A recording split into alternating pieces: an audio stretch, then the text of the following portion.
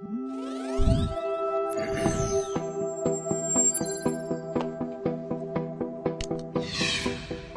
everyone, welcome to Full Circle. I'm Anderson Cooper. The moment you become a parent, your instinct obviously is to protect your child.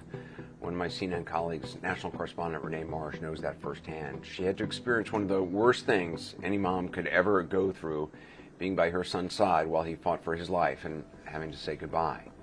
While sharing his battle of pediatric brain cancer, she wrote, quote, "Life can change its trajectory in the blink of an eye, and perfect becomes imperfect overnight." Her little boy, Blake Vince Payne, was incredibly full of joy. Let's take a look. Say happy birthday. Happy birthday. No?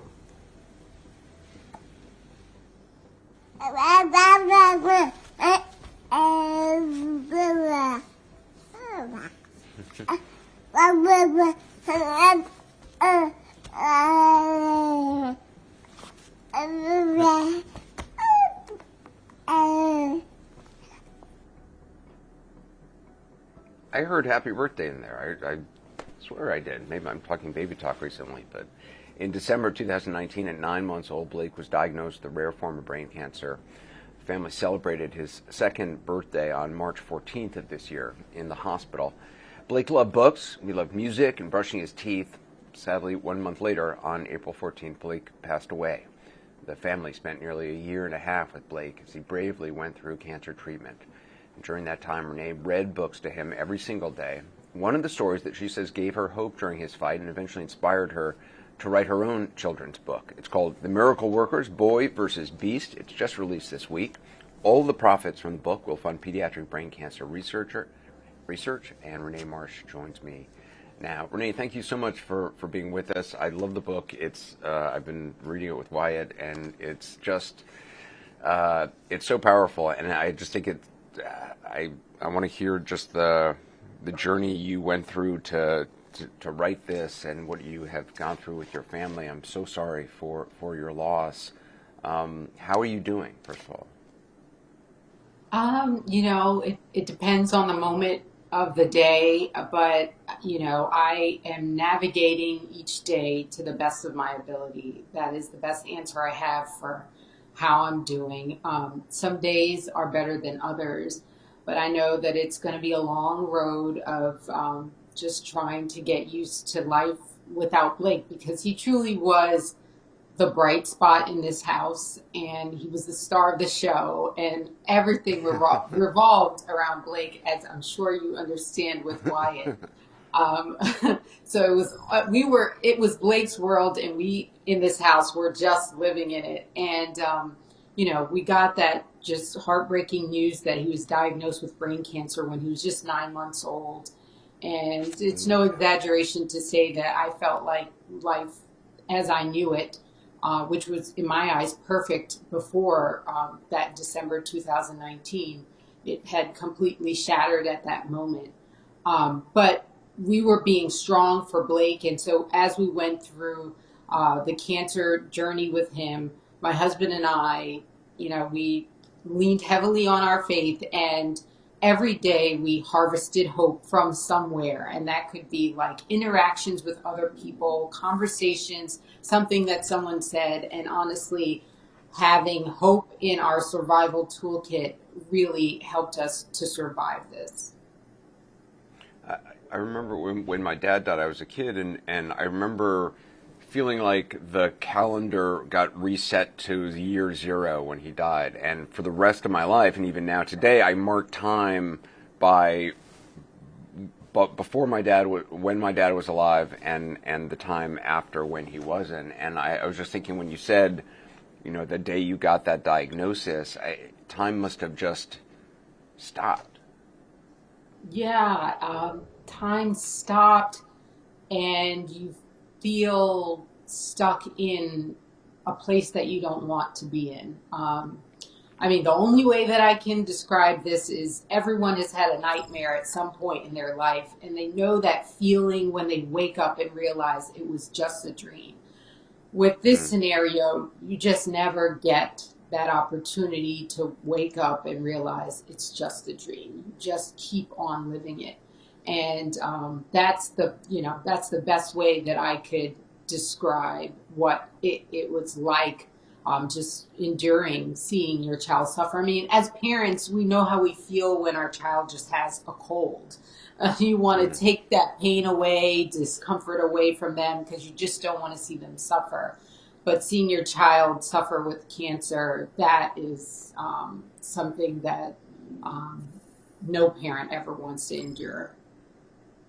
Yeah, my son got a flu shot yesterday, and I was more upset than he was. I was sort of just more, I was anticipating it. The idea of just him, that little baby, little person being in pain. One of the videos that you posted on Instagram of Blake is so great. It really shows off his sweet personality. And I just want to play a bit of that, Okay. if you could.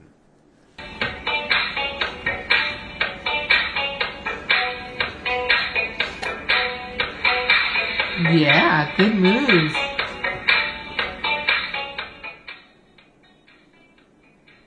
I love his dance moves. He had incredible control. Oh my gosh.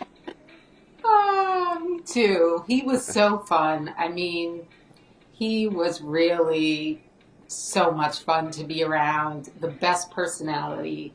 The worst part of all this is that, you always wonder what your child will grow up to do and accomplish. And so that will always be my greatest regret, that I will never get to see the finished story with Blake and all that he could have accomplished. But honestly, in his 2 years, he puts me to shame, because he's inspired me and pushed me, and as well as my husband, to do so much. So he has accomplished, in a way, a lot in the 2 years, which includes this book that I wrote. And you were mentioning like how this book came to be, and it came at a time where Blake was he had his first round of chemotherapy, and he had a near fatal reaction, and he was on life support for about 6 days.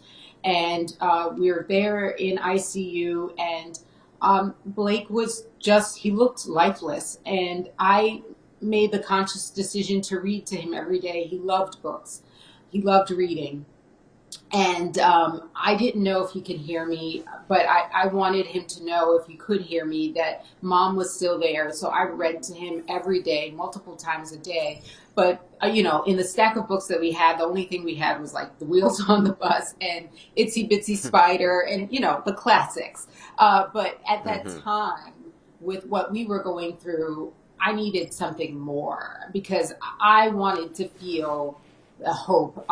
And so privately at nights, I was, getting deep into the Bible, and I happened to be reading David and Goliath. And I just remember the inspiration, the fight that I felt in me, that we were going to make it past this rough patch, and Blake was going to come out of this, and he was going to come around. And reading that really made me believe that.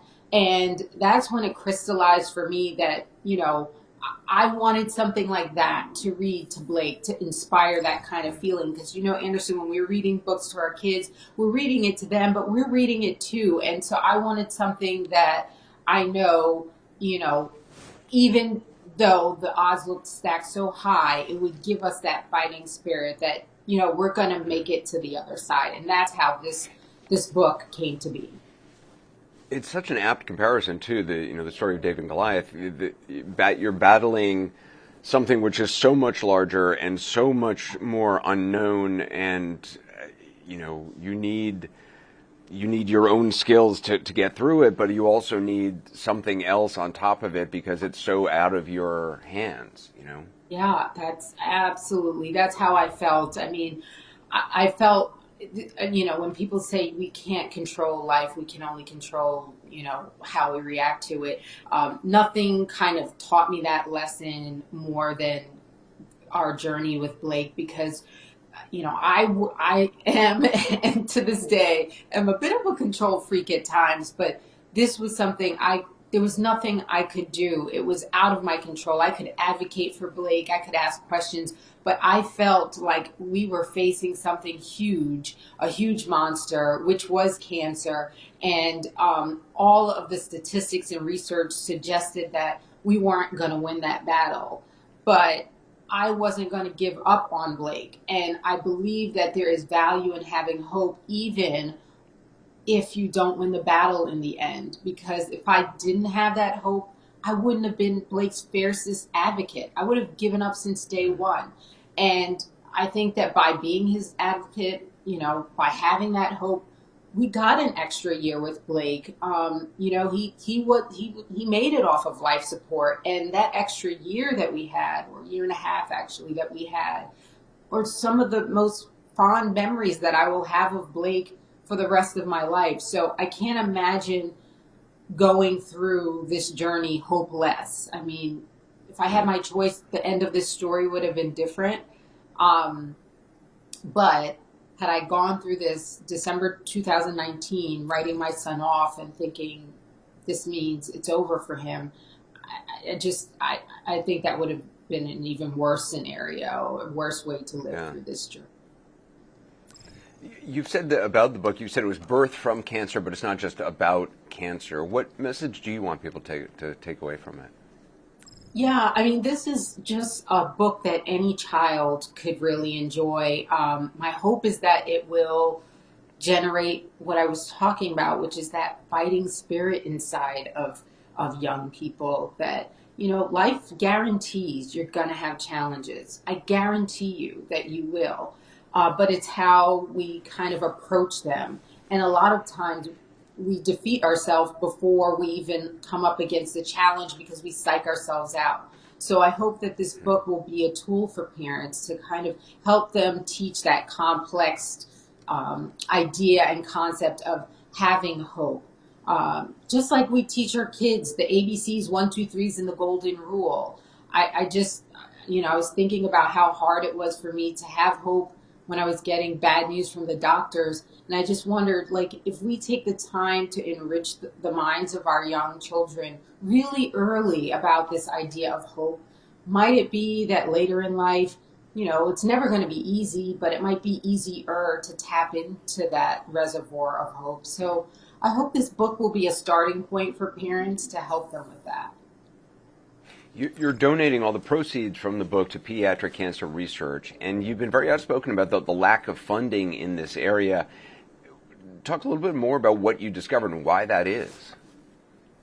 Yeah, I mean, when I knew nothing about funding issues regarding pediatric cancer research until you're kind of in the midst of it, and you automatically become an expert because you're up late at night and you're scouring the internet for potential treatments, for potential breakthroughs, and then you quickly begin to learn that there's this heartbreaking disparity between the research and federal dollars or even dollars from pharmaceutical industry that is devoted to research and development of cancer drugs in adults versus children. I mean, children get a sliver. I was doing research in 2018, and NCI's budget was like $6 billion for cancer research, and children got 5% of that.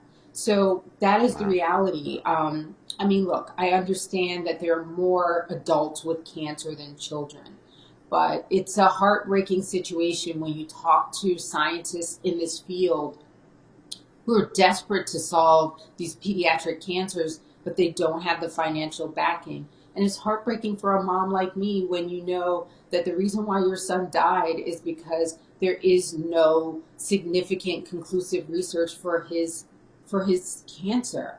That is ultimately why Blake died, because they didn't understand. There's not a lot known about his type of brain cancer. And so I've made it my life commitment to do as much as I possibly can in my time left here and try to raise awareness and raise funds. And so all the proceeds from this book will be channeled to a fund that we have open in Blake's name with the Pediatric Brain Tumor Foundation. And we're going to be pioneering new research for pineoblastoma, and that is the type of cancer that Blake had. I think it's so extraordinary what you're doing. Grief is such a personal thing, and it's different for everybody. And I know after Blake's death, you wrote that he he helped you prioritize what's truly important in this life. Where do you see yourself in terms of sort of the journey of grief? I think I'm still early in this journey. I mean, Blake died in April. When you show those videos at the top, thank God you told a joke right before you came to me, because it's hard to still fathom the idea that this person who I centered my life around is not here anymore. So it's still very hard for me. But all that I'm doing is also a part of my healing as well, because I feel like I have to continue to fight for Blake. He may not be here in the physical, but something wouldn't be right in my spirit if I just gave up. Because just like Blake in that book, I really do look at this cancer as a monster, and I'm not going to stop fighting it because it took something very precious away from me. And I do still have that fighting spirit. I don't have it every day, but I still have it. And I feel committed to do this. I feel like this is my mothering. This is how I remain Blake's mom. I don't get to bathe him and make food for him, but I can fight for him in this way. I want to put the web address on the screen for this. It's so inspiring what you're doing with this book, and I'm so sorry again for your loss. But I thank you for your strength and your willingness to talk about this and help others. If you want to purchase Renee's book, go to the website reneemarsh.com, and if you just want to make a donation, go to team.cure-the-kids.org/campaign/in-honor-of-blake-pain/C336593. It's on the screen. It's not as confusing as I'm making it sound. But again, to purchase the book, reneemarsh.com, or make a donation to team.cure-the-kids.org/campaign/in-honor-of-blake-pain/C336593. Put that on our website as well. Renee Marsh, thank you so much. You're awesome, and I really appreciate it. My best to your husband as well. Thank you so much for having me, Anderson. Take care. That's it for Full Circle. You can stream every episode of the show at any time by going to CNN.com/Full Circle. You can also sign up for alerts from the CNN app.